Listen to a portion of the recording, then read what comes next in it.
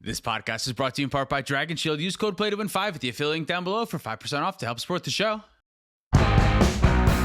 Welcome to the Play to Win podcast, where we talk about winning in cEDH. I'm Cam. And I'm Dylan. This week, we are talking about sorceries in cEDH. We're taking a break from tournaments and new sets and all this stuff that we'll have on either side of this podcast. But in this podcast, we're talking about the best sorceries in cEDH. This is a classic Play to Win episode where we're going back to our roots of ranking shit. Arbitrarily, with digits based on the hundreds of thousands or whatever we'd like them to be based off of. Watch today. It's going to be like just straight... Only numbers, whole integers. I feel like sorceries have this issue, the same issue that enchantments have in cEDH, where we don't see a ton of them in play, but the ones that we do see are incredibly strong. Well, they have to be, because being a sorcery is already a downside. You can only do it during 2 points of the game per turn. Not a lot of points. Instants are way better. And at least with a lot of artifacts, there's some synergies between the artifacts. The artifacts make mana right away, or they do something. A lot of enchantments, a lot of the ones that we have access to are just value engines. A lot of sorceries, I feel like they share a similar role in a lot of them, right? Yeah, because a lot of them are just tutors. A lot of them are tutors. Yeah, exactly. Couple mass interaction. But yeah, we're talking about the sorceries that are good in cEDH today. And we're just going to jump right in with the first one. Boing. And we here it comes. Are you ready? Yeah. Are you picking one at random right now? No, I'm actually trying to go in order, but I forgot to type it into Scryfall to read it. Should we read them? Yeah, we should. Yeah. What else? I don't know. Okay, yeah, great. Culling Ritual is our first one. Okay, awesome. This is 2 a black and a green for sorcery that says destroy each non-land permanent with mana value 2 or less. Then you add black or green for each permanent destroyed this way. Before we talk about the good things about this card, which there are many, the bad thing about it is I can never remember the name because I'm not sure if it's Culling Ritual or Culling the Week every single time. Well, it'll be easy this week because Culling the Week is an instant. Week? You said it easy this week, Culling the Week. Now I'm confused again. Because now I don't know if you meant, the week or Culling the Week. Yeah, me neither. Wow. Especially because Culling Ritual, Culling the Week is a ritual. It's Dark Ritual. It's so close to Dark Ritual. Culling Ritual is also a ritual, but it's also, it destroys a lot of stuff. But Culling the Week doesn't even say ritual in the name. Right. So how does it even add mana? That's also confusing. Culling the Week should be called Culling Ritual, and this should be called something else entirely. But that's an aside from what the card actually does. The card actually does, I think, a lot of really good things. One strangely good thing is I feel like it is a soft counterspell check. The card is so powerful, the whole table is basically going to either reveal to you that they have a counterspell that they're willing to use, or reveal to you that they do not have a counterspell, which is good information to have. So knowing what you can get away with is really powerful, and that huge boost of mana after hopefully getting rid of maybe some things that were holding you back, like a Drenith Magistrate or a Dauthi Voidwalker or something like that, while giving you that huge boost of mana is such a powerful effect, especially since we don't have Dockside. We don't have ways that make huge bursts of mana, and this is a great way to make a huge burst of mana. This is like the opposite of ad nauseum, but it still wins the game. Sure. I don't know what I mean by that. Cut! No, please leave that in. You don't have to know what you mean by that. That could be a guttural reaction that you are entitled to. That's what it feels like. I mean, ad nauseum gets you a lot of cards. Yeah. This gets rid of everybody cards. Yeah. And makes you mana, and ad nauseum doesn't make you mana. Yeah, so it is different in many ways. So I understand why you say that. It's the opposite of... the opposite of an ad nauseum. No, I get that. Card's very powerful. Realistically, I'm going to give it like a 4.5. I think in every black-green deck, this is a consideration. The issue is there aren't a ton of black-green decks, but the ones that we do have, I think, play this card, right? I wouldn't leave home without this in a black-green deck, because for the longest time, this card had a 100% win rate for me when I cast it, and the only reason why that dropped down to 98% is because I'm dumb, and sometimes I play it when I shouldn't. Yeah. But every time that it's resolved, it's so easy to clean up a game after, because it lets all of the good tutors can be cast with the mana that you have from there. If you leave up a blue, it gets back your Thrasios that might have died to it too, and then all of the extra mana you couldn't do anything with it can go back into it. So I don't necessarily like it on, oh, I ramped a mana and now I can do it on turn 3 just for shits and giggles. I like this as a late game option that gets you to the win with the big burst of mana that it has, while you have like floating mana from your arcane signets that you could tap for white or blue or something like that. It helps helps you find the window where there otherwise wouldn't have been a window. It helps you find that window, which is like that moment where you have availability to win the game. Sometimes you find the window and you go, shit, I only have 4 mana right now. I could win the game. I think my opponents are tapped out. I don't think they have anything, but 4 mana is not enough. This is a card that finds that window. It gets rid of the one last thing that would have bothered you and gives you enough mana to like make the win where there is an opportunity for a win. So yeah, super powerful card. Yeah, I think I'll agree with 4.5 because it's basically a staple in this color combination and super important to have and just wins you the game. Does Najeela play this card? Maybe Najeela doesn't play this. Or maybe it's great Najeela because if you want the huge burst of mana, you get rid of all your tokens. Who cares? And it doesn't get rid of Najeela. And then like if you're maybe, in no maybe bad, it's a 5. I don't know. Maybe if you're, you know what? I'm gonna give it a 4.7, so it boosts it up to a 4.6. We can change it. If we're changing, I'm gonna give it a 4.8. But this is the only change that we get then for the whole episode. We're getting used to it. We're dipping our toes in the water, figuring out how powerful things are. I think this is you have to have a really good reason to not play this card, and so for me, it's a 4.85. Oh, 4.85. Okay. Oh, now I have to get the calculator out. All right, so 4.85 plus, I said 4.7 then? Yeah. And what's half of 9.55? 4.775. Well, that's a nice normal number to start off with. Start off 4.775, and I stand by that number. So do I. Right. So we're going to move on to our next card. What's the order on these cards? Enjoyment, like just a randomness, spur of the thought? Alphabetical order until I went back through the list the second time to figure out what cards I missed. Okay. I like the honesty. Yeah.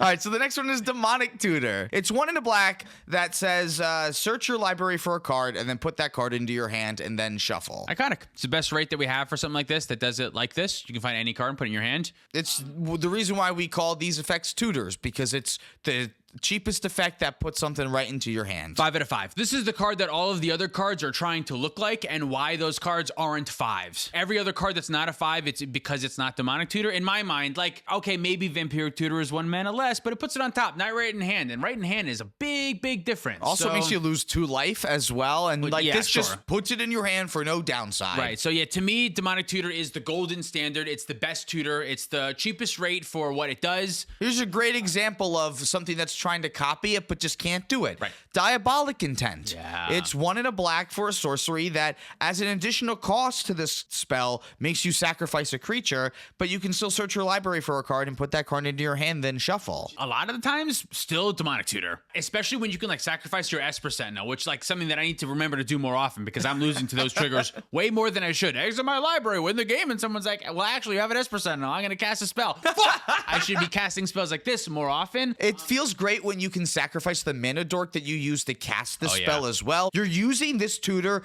to win the game immediately. Like this is normally not the tutor that you're using to like find a value piece. No, not necessarily. It's not beneath me to look for a heuristic study off of something like this, but I know what you mean. More often than not, I would like to save this tutor to try to win the game. Because, I guess what I mean is if you can replace the creature that you sacrifice in that, then that makes sense. Yeah. But like the sacrifice creature is a cost. There was a cost to put the creature into play, and now you have to get rid of that then too. I think it's best in Rograk decks where their cost is very minimal. I think it's best in Timna Thrasios decks where you need tutors, you have excess creatures, you have a bunch of mana, you need to find your A+Bs. Any deck that plays mana dorks, Any really. deck that plays mana dorks. I think realistically most decks I think are looking for this. There are some where if you're playing not a lot of creatures, I could see not playing an effect like this because like you said, that is a real cost. You have to remember that you do have to get rid of a creature, but the card's still really good. I think I still give it like a 4 point something. 4.5 I think is where I can go with it. 4.5 sounds great. There has to be a good reason to not play it most of the time.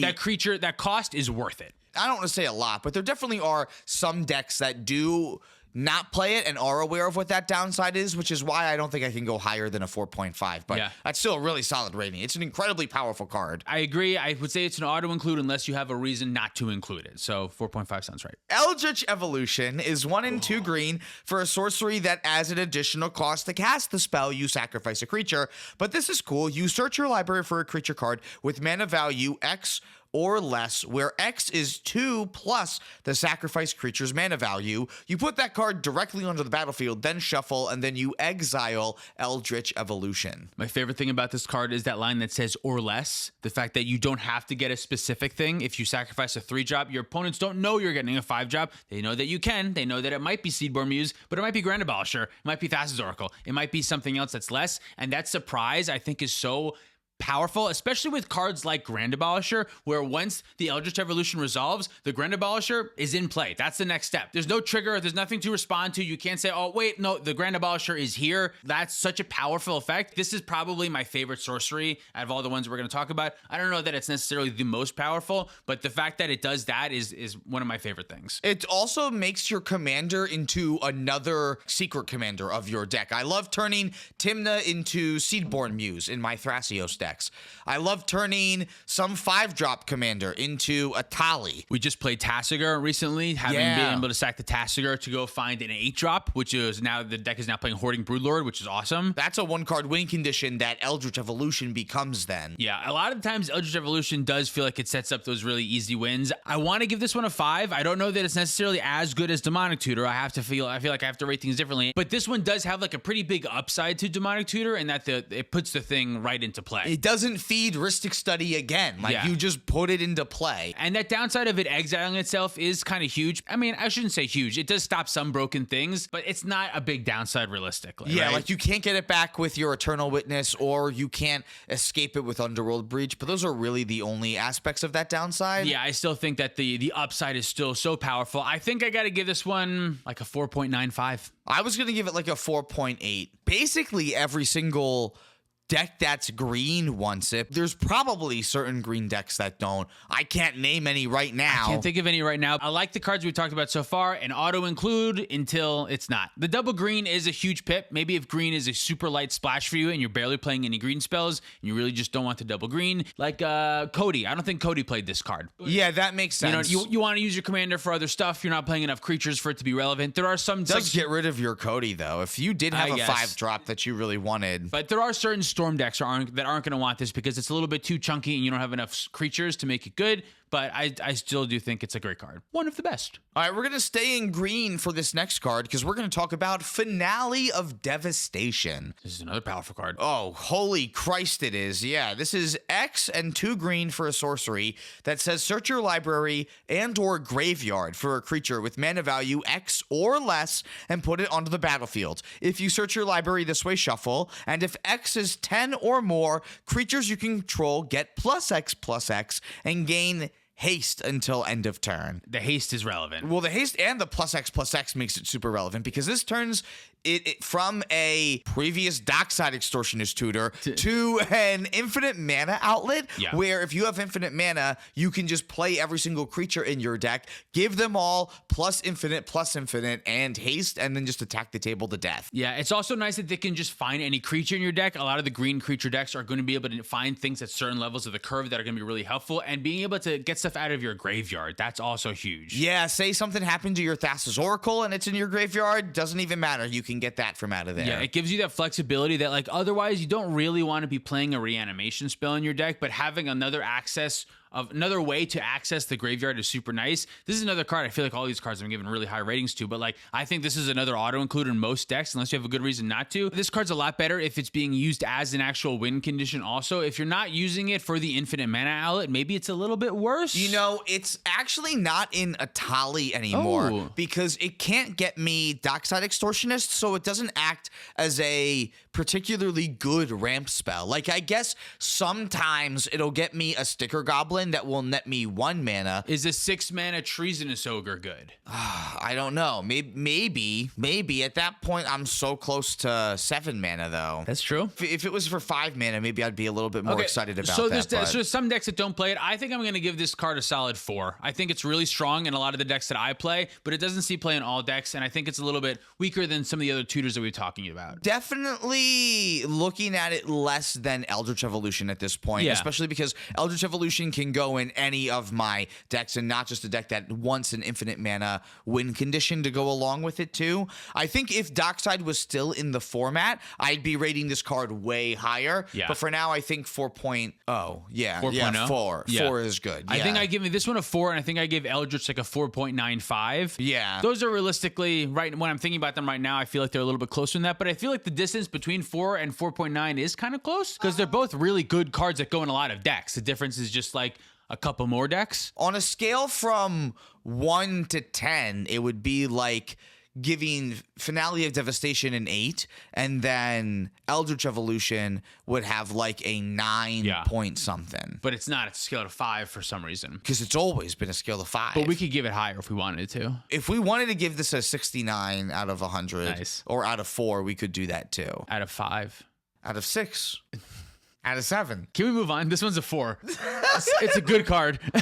I don't know how to spell this next one. Mnemonic Betrayal? Oh, this one stinks. It doesn't. It's good. I hate it. I play it, but I hate it. This is going to be a really lopsided one. I'm excited about this one. What does this card do? So this is 1 a blue and a black, and it says exile all opponents' graveyards. You may cast spells from among those cards this turn, and mana of any type can be spent to cast them. At the beginning of the next end step, if any of those cards remained exiled, return them to their owner's graveyards, and then you exile Mnemonic Betrayal. Yeah, a lot of times in cEDH, this is used as a late game win condition. When all the dust has settled and everyone has tried to go for a win and they have been unable to, this is like your way to clean it all up and get some of the win conditions from a couple of your opponents and put together a win.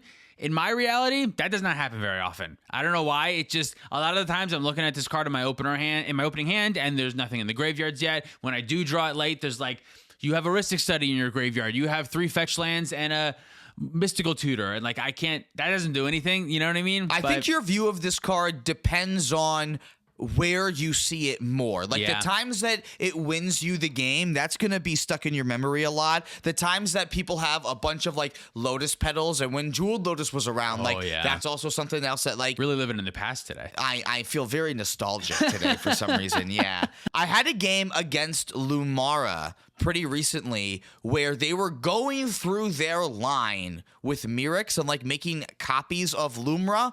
That's the name of the bear. Lumra. Yeah. I said something else. I said like a Pokemon name or something. Yeah. But yeah, so while Lumra was going through their line making like Mirrex copies of Lumra, while that trigger was on the stack and the land was in the graveyard, with Valley Floodcaller out, one of my other opponents could flash in Mnemonic Betrayal and use it as graveyard hate to stop Lumra from winning, and then I won the game on the next turn. Okay, so not good, but no, it was great. It was awesome.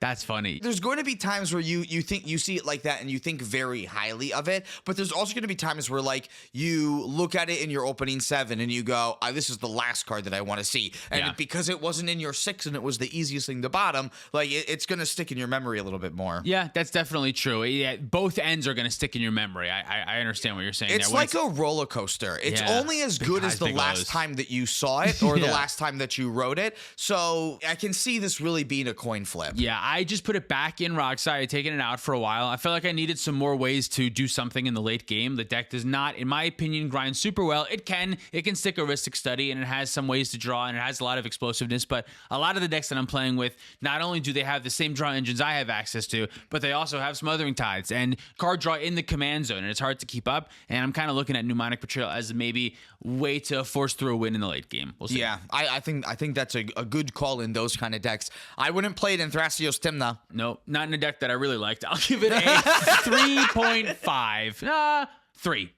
I'll give it a 3. I was going to give it a 3.5. So 3.25 actually makes this the most mid sorcery that we've talked about so far. Yeah. Mnemonic Betrayal sucks. Mnemonic Betrayal sucks. You heard it here, folks. It's a 3.5. That sucks. Neoform is next. That is a blue and a green, and it says as an additional cost to cast the spell, sacrifice a creature. But then you get to Birthing Pod. You search your library for a creature card with mana value equal to 1 plus the sacrifice creature's mana value. Put that card onto the battlefield, with an additional +1/+1 counter on it, and then shuffle. Very important. That's cool. That makes your thing Bowmaster proof. There you go. But normally you don't care, because whatever it gets wins you the game. It's either the Grand Abolisher thing, like we saw with Eldritch Evolution, or it's your Thoracle. It's exactly like Eldritch Evolution, except a little bit more limiting. The price is a little bit better because it's only 2 mana versus 3 and not double green, which is nice. It doesn't exile itself. I know decks like Tasigur use that to its advantage with Scholar of the whatever. It's like a 7-drop creature that if you Neoform your Tasigur into the creature, it allows you to cast an instant or sorcery from your graveyard for free, and it's the Neoform. So Eldritch Evolution, you can't do that because it exiles itself, but Neoform you can. So it's good for stuff like that. The limiting of the 1+ is a little bit lame because it does confine it to you're using this one to win the game. At least I have used this card basically only to win the game. There's some times where I have been playing a Thrasios Bruise deck and I used it to turn Bruise into Seedborn Muse. Do you know what I mean? But that's there's also been different kinda winning the eras game. where that's something that you could do. Like there were eras where we're nostalgic today, right? Yeah. Remember Guess so. turning Kenrith into your Consecrated Sphinx? or the Deadeye Navigator to combo with your yeah. Dockside Extortionist? I think this card is a little bit less powerful than some of the other ones that we talked about. Again, the banning of Dockside Extortionist brought this down. And also the popularity of Orcish Bowmaster has made a lot of mana dorks a little bit less powerful. And I think the best thing that this does is turn your mana dorks into a Thassa's Oracle or a Grand Abolisher. That's like its most powerful ability. So if you're shaving on 1-drops, Neoform gets a little bit less powerful. But if you're playing creature combos in your deck and have a good curve, I think this is something that you're looking for. If you're lacking 2-drops or 3-drops with enter the battlefield abilities and don't have like something else that you're looking to like pod them away into, this isn't something that I'd be looking for. But I'm not interested in playing Birthing Pod in a lot of decks, but a lot of times one Birthing Pod activation could be so powerful for you. Especially like we mentioned before, but like things like Esper Sentinel, where if you get a forced draw at the wrong time, you lose the game. So Esper Sentinel and Polywog Prodigy and Ledger Shredder and all of these cards that are forced draw effects, Neoforming them away can feel great on a turn that you're trying to win the game. Or like things that just have an enter the battlefield ability and then are vanilla creatures after that, like Eternal Witness and the Recruiters. Witness. Yes, exactly. Yeah, good call. I That give being this said, one yeah, what do you want to give it? 4 point. Wait, hold on. Let me think. Let me do a little thinking because your hand is not off the piece yet. So Finale of Devastation, we gave a 4. this can't be better than Finale of Devastation. It is, but I think it's just under. I'm going to give it a 3.9. A 3.9 you're going to give Very it? powerful, but not all the decks can play it. I'm going to give it a 3.54545. I think the Eldritch Evolution having such a higher rating is mainly because that or less ability, and it's the 2 or greater. So yes, it's 1 more mana, but the range of what you can get is so huge that it's such a big power boost, I think. But like the graveyard thing is also something with Finale of Devastation that you can do. This only true. gets something from your library. Yeah. And if you're not playing 1-drops, this card is immediately cut from your deck. Yep, that's true. 7. Oh no, I have to divide that by 2. Hold up. Wow, I almost gave this thing like a 7.44545, but it's actually a 3.722725. Moving along. Yawgmoth Swill. This one saddens me for some reason. What does this card do? Yeah, me too. Yawgmoth's Will is 2 and a black for a sorcery that says until the end of your turn, you may play cards from your graveyard. If a card would be put into your graveyard from anywhere this turn, exile that card instead. Womp womp. Yeah, card's still great, but it's just Underworld Breach just does it so much better in cEDH, right? Yeah, I mean, at this point, like the non-red decks that really want to be doing stuff out of their graveyard can still use Yawgmoth's Will if they want, but the rate has just gotten so much worse comparatively that there's not many decks that don't want red for Underworld Breach if they're trying to do that. Yeah, the fact that the Underworld Breach card goes back to the graveyard afterwards, even though you have to exile 3 other cards, oftentimes it doesn't matter if you can cast Demonic Tutor a couple times or a Brain Freeze over and over again. That can be huge. Whereas Yawgmoth's Will prevents stuff like that. Yawgmoth's Will can be a huge boost. It allows you to play a land from the graveyard, which Underworld Breach doesn't do, which is nice. That's true. It's really good with rituals because you don't have to exile a whole bunch of other stuff. You can just put your 2 or 3 rituals back together to make a whole big burst of mana, but it's not a combo in its own right. It's not a definitive win. It's just a helping card. It kind of makes it a little bit less powerful than it once was. And you have to make sure that you're playing very specifically when you're doing it too. You have to make sure you dark rit from your hand first. You have to make sure that you LED holding priority to the Yawgmoth, because otherwise, if you LED, your whole hand's going to go to exile instead, right? So there's a lot of synergy that Underworld Breach gives you that kind of force the decks that want to be doing something like this to be playing red, and making sure that, like, maybe instead of playing this in Tassiger's just on the brain, because we played it recently, but like maybe instead, like, you want to play Blue Farm or something like that and like shift your colors a little bit. Yeah, I think Yawgmoth's will at this point is just for Storm decks, whereas Underworld Breach can be used in Storm decks, but also a lot of mid-range decks can also use Underworld Breach to great advantage. You're using Underworld Breach in Atali without even having it be a combo. It just allows you to recast things a couple times. Yeah, exactly. I don't think I'd be doing that with Yawgmoth's will if I had access to Yawgmoth's will, just because the ability in Atali to get LED back multiple times and be making multiple mana with it is what feels really good. But I think I'm going to give this one a solid 3, maybe less. Is it a 2.7? I really only think it goes in turbo decks. A 2.5. Shit. A 3 means that it goes in like one deck, though. That's normally what we do. That's true. Okay, I'll give it a 3 because I think Rogsai is a tier 1 deck and Yawgmoth's will does go in Rogsai. I'm pretty firm on that. I'll give it a 3.1. Okay. Because there's probably a few other decks that like really like it. And let us know in the comments what decks we're missing, because I'm sure that there's a lot that still really like this that like aren't in red and really want this. I've had other people tell me though that like even though they already run Underworld Breach, they want a second copy of it because they're in Rakdos and they're just trying to find as many resilient wins as possible. So like I also can't blame them for wanting something like this. It's just like at a less good rate, so a lot of decks will shave this effect when they need to. Yeah, I think that's a fair point. And it's also like 700 times the price of an Underworld Breach. Or, that's true. That might not be exactly accurate, it's expensive. It's an expensive card, although it doesn't matter as much in cEDH because we proxy and stuff, but I know what you're talking about. It still does make a difference. Our next one is a twofer, Dylan. A twofer. Warrior's Oath and Last Chance both do the same thing, so we're going to rate them the same. What do these cards do? For 2 red mana,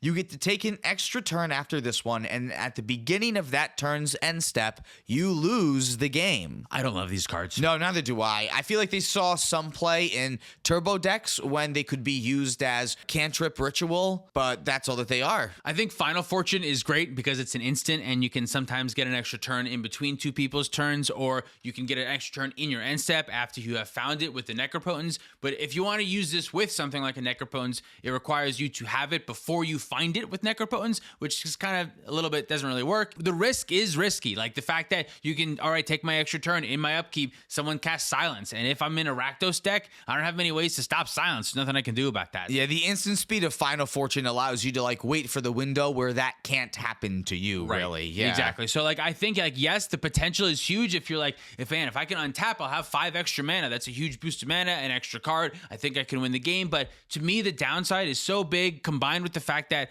cEDH just has a lot of good cards now. Like you're not fighting for spots. All of your slots can be good cards that help you win the game and don't assist you in losing. I don't know that it's particularly worth the risk in some of these situations. With the instant, I think it's worth it, but with the sorcery, for me, I don't think it is. This is one of the first examples that we'll come across. Well, this might actually be the only example of a card that we have here where an instant version of the card is completely outclassing it. Yeah. Whereas like every other card that's on this list does something better than an instant speed version of what it does. We haven't gotten to Imperial Seal yet. That's true. Okay, which is in the same set, same thing. Yeah, it's the same kind of thing, but this is the first instance of something like this. Yeah. That really shows the detriment of being sorcery speed. To be honest, I think all instants shouldn't exist and they should all be sorceries that have flash. That's just my personal aside, that instant just doesn't make sense. Everything else in Magic is a creature, a sorcery, an enchantment, an artifact.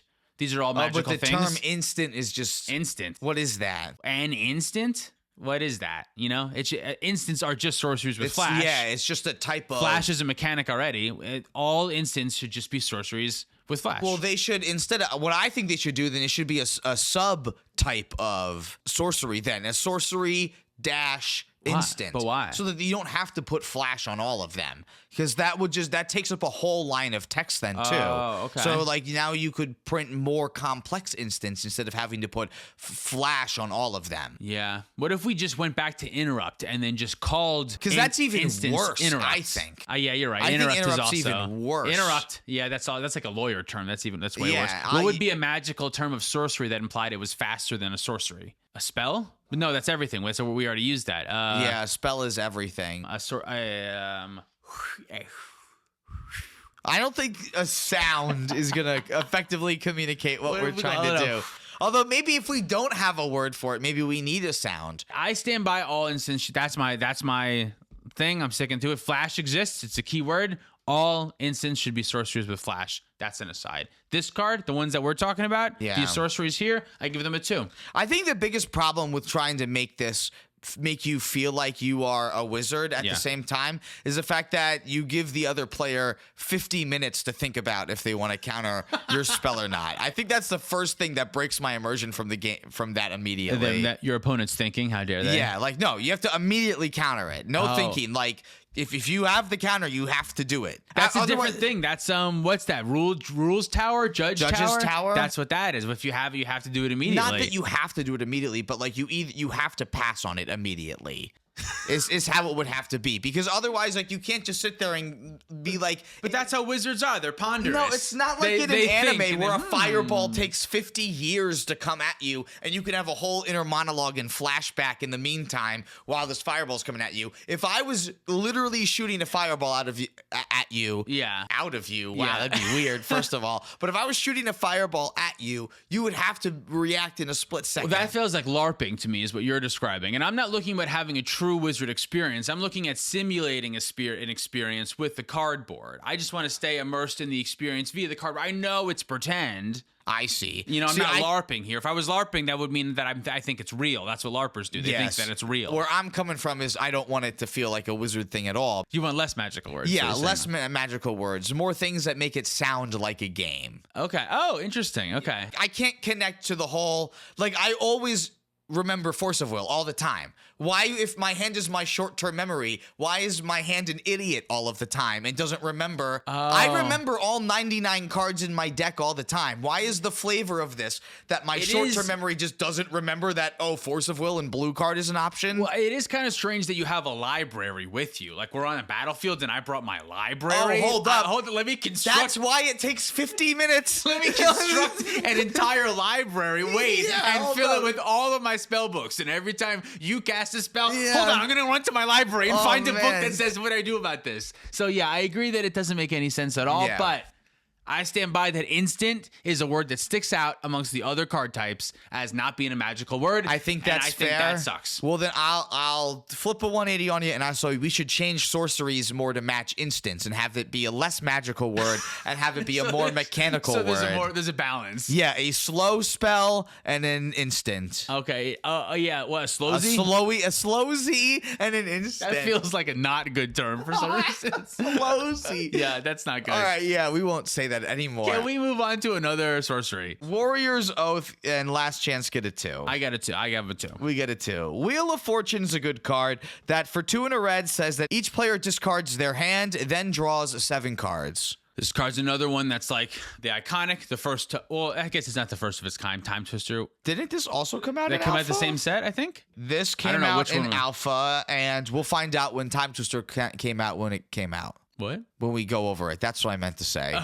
Okay. I think this card is very powerful, but I don't see it quite as much as I once did. And I think it's a little bit less powerful now than it once was. Does that make sense? Well, it's ebbed and flowed through the format. Continuing on our nostalgia train, when Hull Breacher was in the format, this was one of the best things you could be doing. As of right now, I really only like wheels as like turn 1 plays or like on your winning turn plays. So a lot of times in the middle of the game, I just find the variance is too high. Like drawing your opponent's 21 cards can be really good. A lot of times we're scoping through these turns where I'm drawing drawing cards off Ristic Study or something else, so I don't want to get rid of my whole hand. The card can be really good. It can do some super powerful things. It can be a combo piece. It can be your last card and you draw a fresh 7. That can be really powerful. I think I give this one like a 4.2. It's just a little inconsistent right now. Do you think that the more that the format slows down, it goes back to being a disruptive piece where people are trying to sculpt these really good 7s and you can just go, no, discard everything you've been working towards and I'm going to make you draw 7 worse cards? I wonder if it's a time for, oh shit, what was the Tim Necrom list called before? It was a play on Notion Thief. Fuck, dude, why can't I remember it? Holy shit. Opus Thief. Opus Thief. That's what it was. I wonder if the time has come back for Opus Thief. Opus Thief was good due to the Flash Hulk meta because everyone had their wins. They had Flash and Hulk in their hand, but they didn't want to go for it because someone would Flash Hulk on top of it. And that is a little bit what it feels like right now, is that because of Valley Floodcaller and Born Upon the Wind, no one wants to go for a win because someone might just win over top of it. We have only gotten more tools to help make wheels better in your favor if you have those tools in play. And you can combine it with stuff like Narset and other tools that would be besides just the Orcish Spellmaster where you could gain advantage from the wheels even. That's true. Like, and Smothering Tithe, like you just get to max out on the number of things that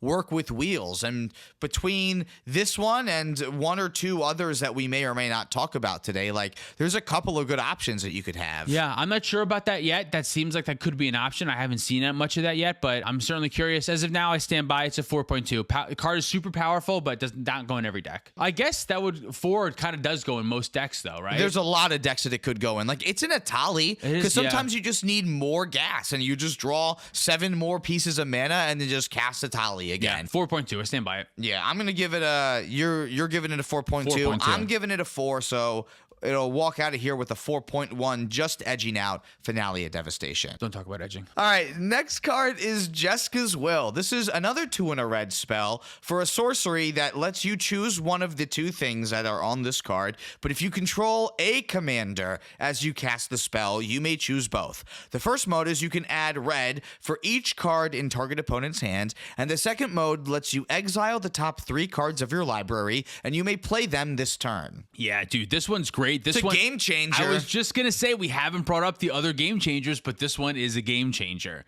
Have there been other game changers? Yeah, Demonic Tutor's a game changer. Demonic Tutor's not a game changer. It's just a tutor. That's in like the few tutors category, right? No, it's a game changer. It is a game changer? Yeah, here. Commander game changer. Thanks for signing that out. You're welcome. Demonic Tutor, yeah. Okay. We're going to talk about another card that's also a game changer. Have we talked about any other game changers yet? No, not yet, but there will be more. If Demonic Tutor was a 5 out of 5, then that means this card can't be a 5 out of 5, though, because not every red deck plays it. Nah, but in the decks that do play it, it's nuts. It helps you break through those Ristic Studies just a little bit. If okay, you draw 15 cards, great, 15 mana for me. That sounds wonderful. There's a lot of really cool things that you can do with it. It can be even a combo piece. There's a copy spell that has buyback or something, and if your Justice Will makes enough mana or something, you can do something with it. I don't remember exactly. I thought you were just going to talk about how if you have Krark and Sakashima as that combo, and then you just Jeska's Will over and over again through your whole deck. Yeah, that can be it too. The card is busted. I do think it's one of the stronger things that we have access to in red right now. I think now that Dockside's gone, Underworld Breach, we're talking about Dockside so much. Underworld Breach is right here. I think Deflecting Swat is the second, and this is probably the 3rd best red card. I would think so, yeah. Like, it synergizes with Underworld Breach super well. It just helps you, like, push through your deck a little bit more when you need to, and sometimes help you stumble into wins that you couldn't find without it. I'm going to give it a 4.77. A 4.77 you're going to give it? Yeah, that feels right. I don't know. 4.77 feels like a reddish-orange number, which I feel is Jeska's Will, so I'll give it a 4.625. Then when we divide that by 2, Jeska's Will comes out with a 4.69. Nice. 7.5. Nice. Should we do a brief recap of where they're at right now? So far, Warriors Oath and Last Chances are at 2. Yawgmoth's Will is a 3.05. Mnemonic Betrayal is a 3.25. Neoform is a 3.72275. Finale of Devastation is a 4. Wheel of Misfortune is a 4.1. No, Wheel of Fortune. Wheel of Fortune is a 4.1. Wheel of Misfortune better not be on this list. Our next card is Wheel of Misfortune. This one's a 0. No, Diabolic Intent is a 4.5. Jeska's Will is, we just did it. It's a 4.6975. Culling Ritual is a 4.775. Eldritch Evolution is a 4.875. And then Demonic Tutors a 5 out of 5. We're got to be almost near the end, right? We have 5 more to go. out. The end is in sight. Imperial Seal. Worse than Vampiric Tutor, like we said from before. Yeah, but I don't know what to give Vampiric Tutor, so I'm already confused. Imperial Seal is a black mana, because it's a sorcery, so it's not as... Shut up, Cameron. The Imperial Seal is a black mana that says search your library for a card, then shuffle it and put that card on top, and you lose 2 life. This one I've been seeing a lot more people cut recently. I cut it myself in a couple of decks. That doesn't really feel right. I feel like having Imperial Steel is just so good. If your commander draws you cards on your turn, I want this card in all of those decks. Yeah, it's really helpful at fixing mulligans too when you go late. Well, at least I have this Imperial Seal and I have 3 mana on turn 2, so that's a Ristic Study or whatever. You know, like it allows you to be flexible in your mulligans and in a lot of your choices and find exactly what you need, even for the next turn, even if it's not for right now. Don't come at me with, oh, my opponent's going to dash a Ragavan. That's going to happen one out of 1,000 times. And when it does, that's a great story. That's never going to happen to you again because that is, unless you know about it. If they've already dashed it, don't cast Imperial Seal. Yeah, sure. Exactly. Without being able to draw the card. But like if you're playing the One Ring, that's another reason to want Imperial Seal. Like it just helps you set up more wins easily. Instant speed enablers. Born upon a win and Floodcaller, it turns your Imperial Seal into Vampiric Tutor. That can be really helpful. And sometimes you're just looking for reasons to make Valley Floodcaller good. Yeah, I think this one's a great. I think it's like a 4.8. I truly think it goes in just about every deck. I guess you could convince me that there's certain decks that you can cut it from, but I think it goes in just about all of them. I'm going to give it a 4.9 because I have a hard time remembering what decks want to cut this card because I feel like if you do, you just want to end up putting it back in later. I feel like you've done too much theory crafting once you get to a point where you cut Imperial Seal. Yeah, well, again, that's probably wrong, but that's how I feel right now. If you're worried about Brain Freeze, Grinding Station, or Ragavan, don't be. It sets up your next turn so perfectly. Speaking of 1-mana counters, our next card is Gamble. Counters? 1-mana tutors. No wonder why you looked so confused. So Gamble is a 1-mana, and it says search your library for a card and put that card in your hand, then discard a card at random, and then shuffle. This one is kind of the best that Red has to offer when it comes to tutors. Love it with Underworld Breach. Kind of hate it most other spots, especially now that Mana Crypt's gone. Talking about old stuff again. It was really good when you can turn 1 Gamble, hope that you find Mana Crypt, hope that you don't discard Mana Crypt or the Arcane Signet, and still have a busted turn 1 play. That doesn't exist quite as much anymore. You need more to make something like that happen. I think I agree. It's really only good with Underworld Breach now. I've been playing it wrong. You have to discard the card and then shuffle. I've been shuffling while I figure out what card is getting discarded. You must discard it randomly before you shuffle. And then shuffle. Yeah, it says it in that order. I've been accidentally cheating for years. But the fact that how powerful it is with Underworld Breach is that once you have the Underworld Breach out, it's just Demonic Tutor. It's a 1-mana Demonic Tutor, right? Yeah, which is cracked. Yeah, so when it is good, it's really, really good. When it's bad, when it's the Red Entomb, that's really, really bad. And 3 people laugh at you. Yeah. Oh, it's Red Entomb. Oh, very funny joke. Oh, I'm laughing myself over here. Card is one of those cards like some of the other red ones and some of the cards that there's so many powerful cards right now. We don't have to play ones with downsides. That's kind of my feeling on some of these cards. It's such a bad top deck late in the game. It's such a bad top deck. A lot of tutors, you're like, thank God, it's a perfect top deck. It's exactly what I need. Gamble, you're like, I only have 1 card in my hand. This sucks. I did have a game with Atali over the MagicCon weekend where I gambled with just like probably just 3 cards in my hand, which is still like a decent chance. But of course, it hit my Treasonous Ogre. I try not to do it unless there's at least 5 cards in there. Anything less than that, I feel like I'm definitely going to get got. And even sometimes when you do it and there's like 10 cards in your hand, you're like, I should be good to go. And you still discard it. That's another one where it's just so memorable. It sticks out in your head. It's only as good as the last time that you used it. So. I still think it goes in like a lot of red decks, realistically, because if you're playing red, you're playing Breach, and it's good with Breach. So for that reason, you play it. So I guess I would give it like a 3.4. I guess it gets whatever an Underworld Breach gets, so that's a 5. No, I don't know about that. No, not exactly that far. 3.4 I'll stick with. 3.4? You know, I'll give it to you. I think 3.4 is good because I don't think it's good enough to get a 3.5, but I do still think it's really good. Still, a lot of times you gotta play it because it's just all you have access to. It's just so good with your Underworld Breach, yeah. So Timetwister is our next card, and this is 2 and a blue for a sorcery that makes each player shuffle their hand and graveyard into their library and then draw 7 cards, and then you put Timetwister into its owner's graveyard. Part of the Power 9. Part of the Power 9, yeah. Kind of strange that it's allowed in Commander. Yeah, because it's the only Power 9 card that's available in Commander. It's by far the weakest of the Power 9, and to me, at this point in Magic, it's kind of like strange and questionable. It's like, why is this one in the same conversation? At the time, it makes total sense compared to other things that were available. Timetwister is was a powerhouse, and in a lot of ways it still is. But for me, I feel like Timetwister has fallen out of favor just a little bit. Well, because Wheel of Fortune's fallen out of favor, and generally it's a worse Wheel of Fortune because it doesn't work well with the graveyard synergies that we've thoroughly enjoyed since Underworld Breach has become a prominent win condition in the format. Yeah, it doesn't work with Underworld Breach. That's like a great point. Is like it stops your Underworld Breach. I took it out of Rogside because I need the graveyard. I focused so much on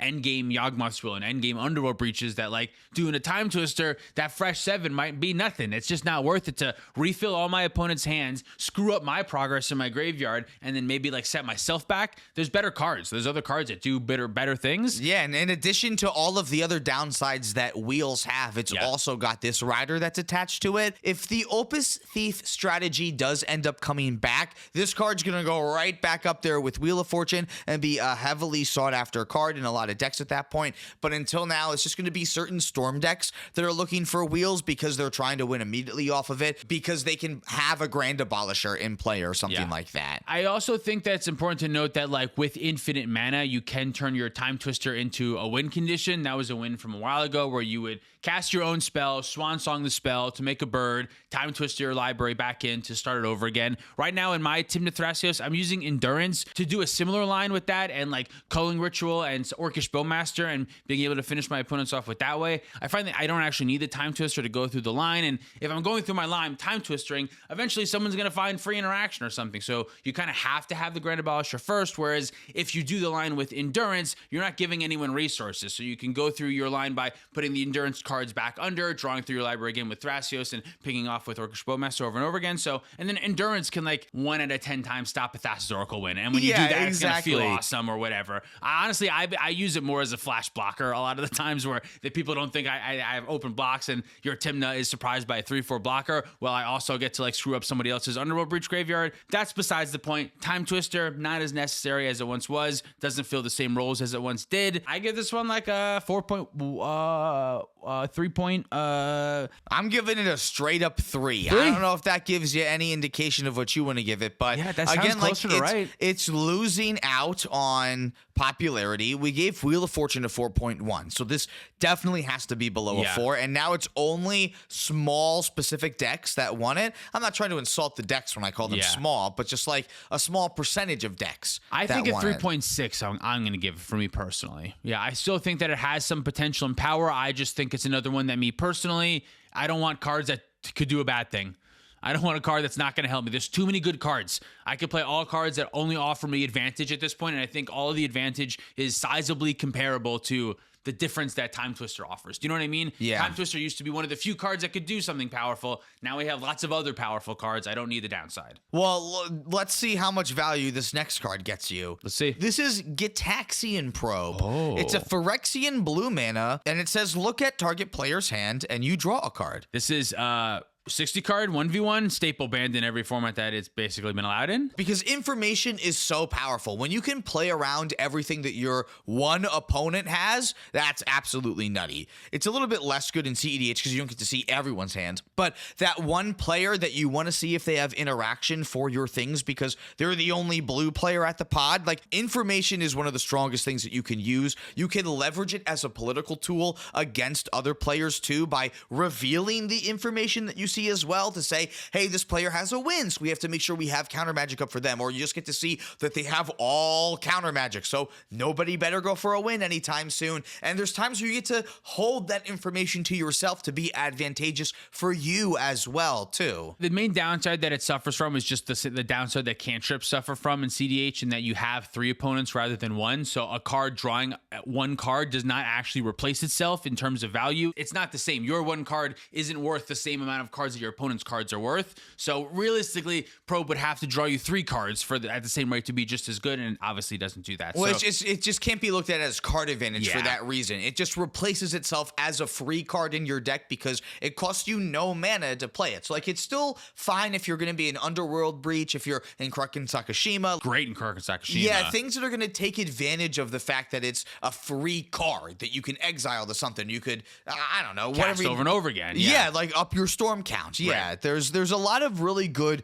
uses for this. It's not an auto include in any of my decks anymore. No, yeah, that's true. I have it in Roxai. It's a great card. It's a 5 out of 5 in Karg and Sakashima. It's borderline win condition, but I think overall I probably still give this one like 3.1. At one point, this was a staple for me in cEDH, but it's gotten much less because of the Rhystic Study world. Sometimes when your Gitaxian Probe also draws your 2 opponents a card each, then Gitaxian Probe is way worse. Just the difference becomes much more staggering because what it did before was replace itself, but now not only does it not replace itself technically because 3 opponents, but they also drew a card, so it's like way worse. So yeah, what did I say, 2? You said 3.1. 3.1. And then I'm going to give Gitaxian Probe whatever I need to give it to make its final average come out to 3.111111111. I don't know what that number is I'm going to give it, but that's the number I'm going to give it, so it comes out to that. I agree with that. Great. That's fine. Okay, yeah. No one can argue with that because that's scientifically right. We're the producers, so I'm going to check it. Yep, the producer said it's okay. Producer say it's okay. All right, we have one last card that we want to talk about here, Dylan, and you just told me to throw it on the list before we started recording. Oh, okay. This is Stock Up. Yes. We didn't talk about this during the set review, so this is a good time here. I have one more to talk about after this, but Stock Up. Yes, let's talk about what this one does real quick. All right, so this is 2 and a blue for a sorcery that lets you look at the top 5 cards of your library and put 2 of them into your hand and the rest on the bottom of your library in any order. Yeah, so I don't know that this is good, but hear me out. Roxai is a deck that's built to do 3 mana on turn 1 and an action spell. And I was looking at a couple groupings of 5 cards in Roxai, and I wanted 2 of them basically all the time. Doesn't matter. This is a card that's seen a lot of play in other formats, and it may be a situation of cantripy cards are better in other formats and it doesn't work in cEDH. I don't know. I'm trying it out in Roxai. I think that specifically finding 2 out of 5 is so huge in a format with Force of Wills, in a format where sometimes I need to dig for a land. I want a specific Ancient Tomb land or something. All the cards are so good. So selecting 2 out of 5, it feels a lot more like drawing 3.5 cards than it does drawing 2 cards, right? If a Scry 1 is roughly worth half of a card, and I'm kind of like Scry 5ing drawing 2 cards, that's kind of like closer to 3 or 4 cards, it feels like, I think. Not exactly, but you know what I mean, right? Like you're looking through that many cards. Yeah, I can see that. I think if your deck is 30% one thing, 30% another thing, 30% something else, then this card is spectacular because it's always going to find you 2 of your 3 things that you don't have. Yeah, like I want gas, mana, or interaction. That's all Roxai is. That's all I'm going to find. If I could play it in Atali, I feel like it would be pretty good because like it can help me get a cheaper Atali and find me ramp to get the cheaper Atali, right? The scenarios that I don't think it would be good is if your deck requires a lot of different pieces to kind of culminate together. Yeah. I don't know if that makes sense. Because I guess getting 2 things is good, but if you only have a certain very small amount of those 2 things that you need in order to make your deck go, I'd rather play like another tutor instead of this. I think the issue is like 3 mana sorcery speed is just a lot for this effect. 3 mana to get 2 cards is kind of a lot. I think of it like a Rhystic Study. You play the Rhystic Study, you can expect to draw how many cards? Realistically, what did a Rhystic Study draw throughout a game? 5 cards? Throughout 3 turns, 2 turns, maybe 2 cards the first, 3 cards the second, maybe 4 or 5 cards the next. I would love to know what the actual average is because that actual average is probably very high. It kind of like turbos your Rhystic Study. Just like, what if you were to, over the next turn, you would draw 5 cards off of Rhystic Study. What if you just kept 2 of those 5 cards that you would draw over the next turn, but you get to get them right now rather than having to wait for them? This is a really hard card to compare to Rhystic Study. I know. For so many reasons. I would stop that train of thought because we were on to something before. Yeah. When you compare it to Rhystic, it's so much worse. Don't do that. But it gets you the cards right now without drawing them. Orcish doesn't care. That is interesting. You know what I mean? Yeah. So it's a card that I'm thinking about. I'm trying it. I don't know that it's good. A buy one, get one 50% off demonic tutor, then this feels great. Yeah. But if you can't reliably set that up, then this card's going to feel bad. So I feel like I'm almost obligated to give it a 3 because it could see play in Roxai. But if you cut the card, I'll feel silly for giving it a 3. I'm going to give it a 2.5. I'm going to give it a 2.5, and it needs to earn its stealth. I need to play this card. I need to resolve it a couple times. I put it aside, and I would draw random 6 cards from my Roxai deck and say, does this look good in an opener? Well, if you drew 6, you cheated because it's 5. You look at 5 cards. No. Sorry. I'm saying that I would put this card aside and then look at 6 cards and say, okay, this is my opening hand. With this card, does this make the opening hand look good? I see. Okay. And most of the time, yeah, it looked great in the opening hand. It's not always going to be in my opening hand, but when I get to cast this on turn 1, it allowed me to set up a win on turn 2, like a decent amount of time. Like it found the tutor or the ritual that I needed to set up the turn 2 win. Or the tutor and the ritual that you needed to set up the win. Right, so I don't know. We're going to look at it. We're going to take a look. The comparable card to this is there's one that finds like instants and sorceries, 2 instants and sorceries. The fact that this can find anything, you can get the land, you can get the artifact, there's no restriction, you just go whatever you want. That's a huge difference. I look at it more as a dig through time. It's a little dig through time. It's a mini dig through time. A mini dig through time that's like 1 mana more expensive. Like you just had 1 card that you didn't delve, but you get any of the cards in a little bit of a smaller amount. And dig through time has always felt like a double tutor, but 7 is a lot more than 5 though. Yeah, and instant is obviously a huge difference. Instant's obviously a huge difference too. We talk about one more sorcery. What's on your mind, and then we'll figure it out. Beseech the Mirror. Yeah, why? I thought this was on the list, but it wasn't. I don't think we mentioned it. No, we didn't. Let's talk about Beseech the Mirror. This one's I thought you were great. going to say Windfall, and I was going to be card. like, no, not Windfall. We already talked about 2 wheels. Yeah, Windfall is kind of like Wheel of Fortune. Sometimes it's better, a lot of times it's worse. And it's not going to make the top 10 for the final best sorcery list, so we're going to move I past it. Yeah, I mean, it is close to Wheel, though. It is. I like it more than Timetwister. Is Timetwister in the top 10? No. Yeah, okay, good. I do like Windfall more than Timetwister. Sometimes Windfall can be like, I added Oz for 30 and didn't find anything yet. Let's Windfall. Everyone draw 30. Oh, everyone draw 30. Oh, yeah. We hated giving people 21 cards. Giving away 90 cards seems fine. This is like after you resolved like a defense crit or something, you know? Oh, yeah. Okay. I'm going to give Windfall a 3.7. A 3.7? No, that's way too high. 3.1. Way too high. 3.5. 3.5. We gave Timetwister a 3.3. It's better than Timetwister. It's better than Timetwister. Yeah, 3.5. You know what? Now it is. Yeah, sure. It's better than Timetwister. Beseech the Mirror. For 1 and 3 black, it's a sorcery with bargain, which means you can sacrifice an artifact, enchantment, or a token as you cast the spell, and you can search your library for a card, exile it face down, then shuffle. If this spell was bargained, you may cast the exile spell without paying its mana cost if that spell's mana value is 4 or less.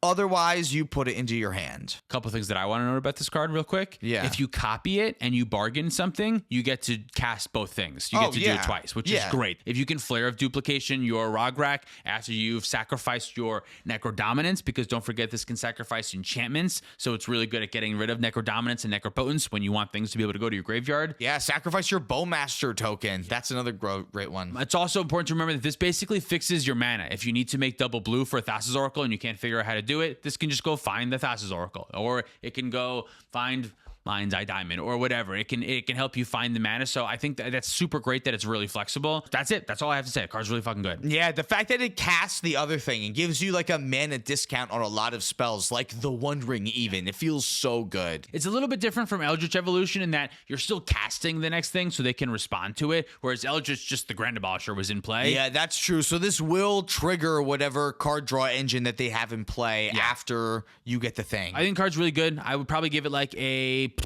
3.9. It's just the cost that's the downside. Black, and sacrificing something that you probably want if this spell does not resolve. Like getting rid of that mana source that you had if this does not resolve is very difficult for you to come back from in some circumstances. Same thing goes with like a value engine you might have had to sacrifice. It's definitely a better late game tutor. It finds you the winning condition once you're done. It sacrifices mana vaults and grim monoliths really well. The ones that you've already tapped that you don't care that they go. Sometimes you're going to have to sacrifice something that you don't necessarily want to, but hopefully this is winning you the game, so that doesn't really matter that much. Yeah, exactly. It's kind of like Eldritch Evolution the same way, where like you do fall back. The only thing that I like less about this one is that it's like sacrificing my mana rock is something I'm less okay with than like a measly creature. I guess most of the time though I'm sacrificing a mana dork anyway. As of right, Evolution. I shouldn't be weighing that so heavily. I think as of right now, I'm kind of only playing this card in like faster Stormish decks. I'm not playing it in Timna Thrasios. No, me neither. The black is a little harder in 4-color deck, but I don't know if that's right, but right now I'm not playing it. So I think it's kind of limited. I don't know what I just said that I gave it, but like a 3.5-ish is kind of, I think, where I feel like this card is. A 3.5. Is that where you want to land on it? Because you gave it the 3.9 at first. Did I? So now I don't know what to believe, Dylan. A 3.7-ish. A 3.7-ish. Okay. But I say ish, so put 3.7-ish. Ish. Okay. So that means that it's like 3.75555555. Ish.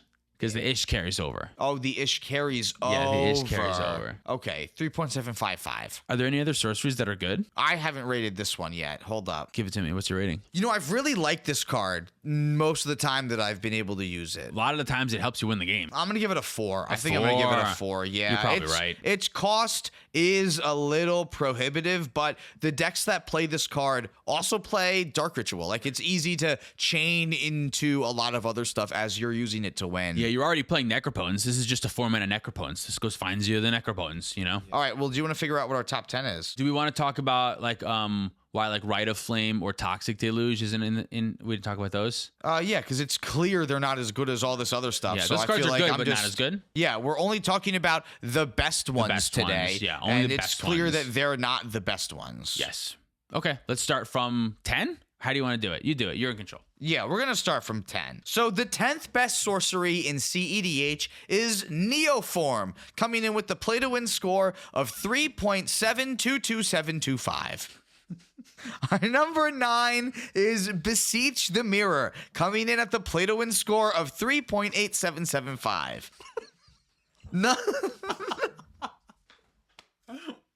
Number 8 is Finale of Devastation, coming in at a play to win rating of 4. Agreed upon unanimously. Unanimous, yeah. Number 7 is Wheel of Fortune, coming in at the play to win rating of 4.1. Number 6 is Diabolic Intent, coming in at the play to win rating of 4.5. Number 5 is Jeska's Will, coming in at the play to win rating of 4.6975. Number 4 is Culling Ritual, which is coming in at a play to win rating of 4.775. And then Imperial Seal is third best sorcery in cEDH with a play to win rating of 4.85. Eldritch Evolution is the second best sorcery in cEDH, and that comes in at a play to win rating of 4.875. But the number 1 sorcery in cEDH is Mnemonic Tutor with the perfect play to win rating of 5 out of 5. I stand by it. It sounds perfect. I wouldn't argue with any of the numbers past any of these. Thank you so much for watching. If you'd like to support us directly, you can do so on Patreon, like our $100 patrons. Pat Fires, Spengler, Demetrius Clark, Larceny Roars, Your Boy Blues, Sparky B, Insomnia, SC Phillip, Only Groupie, Gecko21, Caleb Ritchie, Zach Hartley, Reactive, Sean in the Ice, Luke Cook, Joshua Day, Demon of Rosgrees, Peter Stewart, Cornell Wild, Uncle Butts, Nick Foles, Go to 9, Kawaja A. Hamid, Lauren Connell, Scott Hawk, and Baby G-Bus. If you want to pick up any of our merch, you can do that at playtowinmtg.com. Thank you, Dragon Shield, for supporting the show. Use code PLAYTOWIN5 at our affiliate link down below for 5% off your orders. You can follow us on social media for more content. Thank you for watching. See you next time. Or listening. Edo Japutra, Ghost Stories, Sarcastic, Roy Turner, Mystic Muffin Man, Zachary Coulson, Jabaha, Mace the Ace, Dalton Poteet, Justin, Man Solo, Jacob Depp, Jan Wildfang, Thomas Bueno, and David Nelson. I forgot who I was for a second. Oh, me too.